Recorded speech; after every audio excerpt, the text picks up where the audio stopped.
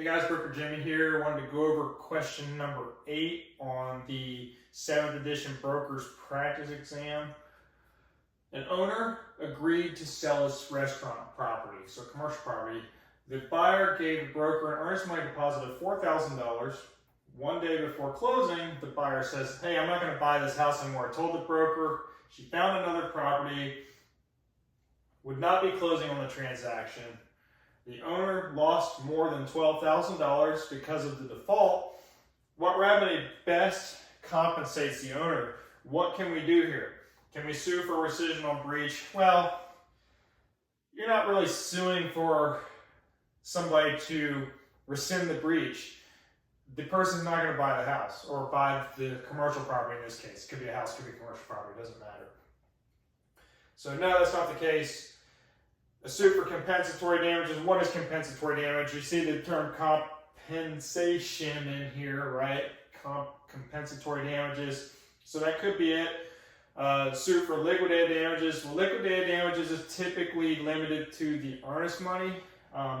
Compensatory damages is a type of liquidated damage as well. It's just over and above what the earnest money would be. So it's a partially correct answer. And then suit for interpleader. What is an interpleader? You're going to sue for an interpleader when the two parties don't agree on releasing that money. So you have somebody get in between it and make a decision, kind of like one of the arbitration or mediation type thing. So you get somebody in there to make a decision when two parties don't agree. So A and D are out. Which one's better, B or C? In this case, liquidated damages would be limited to $4,000 typically. So you would sue for compensatory damages.